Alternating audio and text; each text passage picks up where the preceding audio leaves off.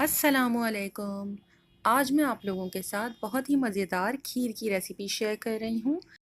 आज मैंने खीर को स्लो फ्लेम के ऊपर कुक किया है, बट इंशाल्लाह जल्द ही मैं आप लोगों के साथ इंस्टेंट खीर बनाने की रेसिपी भी ज़रूर शेयर करूँगी। शुरू करने से पहले अगर आपने अब तक मेरे चैनल को सब्सक्राइब नहीं किया तो प्लीज़ सब्सक्राइब कर लीजिए। तो आइए शुरू करते हैं।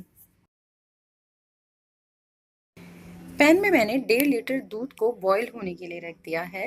जैसे ही इसमें बॉईल आएगा मैं इसके अंदर चावल शामिल कर दूंगी, जिसे मैंने तकरीबन आधे घंटे के लिए पहले से भिगो कर रख दिया था। दूध को बॉईल आने के बाद मैंने इसमें आधा कप चावल डाल दिए हैं। चावल शामिल करने के साथ ही अगर आपके पास पिछले दूध की बालाई मौजूद है तो आप वो भी इसमें इसी स्टेज के में शामिल कर दीजिए और इसे अच्छी तरह से मिक्स कर लें। चावल शामिल करने के बाद आप इसे स्लो फ्लेम के ऊपर कुक होने के लिए छोड़ दीजिए। वक्फा वक्फे से आप इसमें चम्मच ज़रूर चला दीजिएगा। चावल इसी में कुक हो जाएंगे और दूध भी स्लो फ्लेम पर पक पक कर बहुत क्रीमी हो जाएगा। मैंने इसमें साबुत चावलों का इस्तेमाल इसलिए किया था क्योंकि मुझे खीर स्लो फ्लेम के ऊपर कुक करनी थी। अगर मैं चावलों को पहले से क्रश कर लेती तो छोटे पार्टिकल्स जल्दी कुक हो जाते और फिर चांसेस था कि खीर नीचे से लगना स्टार्ट हो जाती। जब तक खीर स्लो फ्लेम पर कुक हो रही है मैं इसके लिए इलायचियों को पीस रही हूँ। इसके छिलके रिमूव करने के बाद इसके सीड्स को आप बारीक पाउडर की फॉर्म में पीस लीजिए। अगर आप साबुत इलायची शामिल करना चाहते हैं तो जिस वक्त हमने चावल शामिल किए हैं उसी वक्त आप उसके अंदर इलायची भी शामिल कर दीजिए। इलायची पीसने के बाद मैंने 2 खाने के चम्मच बादाम और 2 खाने के चम्मच के बराबर पिस्ता लेकर उन्हें गर्म पानी के अंदर कुछ देर के लिए भिगो दिया था और फिर इनका छिलका उतारने के बाद मैंने इन्हें स्लाइसेस में कट कर लिया है।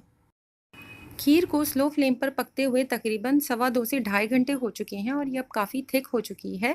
अगर आपको इसका ग्रीनी टेक्सचर पसंद है तो आप इसे हल्का हल्का सा स्पून से मैश कर लीजिए। मैंने इसमें बहुत ही थोड़ा सा हैंड ब्लेंडर का इस्तेमाल किया है, बिल्कुल पेस्ट फॉर्म में इसे मैं नहीं पीस रही हूँ। इसके बाद इसके अंदर आप अपनी टेस्ट के हिसाब से चीनी शामिल कर दीजिए। मैंने यहाँ पर 8 टेबल स्पून चीनी के शामिल किए हैं। चीनी को खीर में अच्छी तरह से मिक्स कर लीजिए और इस स्टेज पर आप इसे चख लीजिए और अपने टेस्ट के हिसाब से शुगर को एडजस्ट कर लें। अगर आप पसंद करते हैं तो थोड़ा सा कंडेंस्ड मिल्क इसमें शामिल कर दें। साथ ही इसमें शामिल कर दें इलायची पाउडर, आधा पाव खोया और बहुत थोड़े से बादाम पिस्ते खीर के अंदर भी शामिल कर दीजिए और इसे अच्छी तरह से मिक्स करके 2 से 3 मिनट के लिए बहुत स्लो फ्लेम पर कुक कर लें। खुशबू के लिए इसके अंदर आप चंद कतरे केवड़ा एसेंस या रोज़ एसेंस के शामिल कर दीजिए और अगर केवड़ा वाटर या रोज़ वाटर का इस्तेमाल कर रहे हैं तो आप इसे 1 चाय चम्मच के बराबर ले सकते हैं।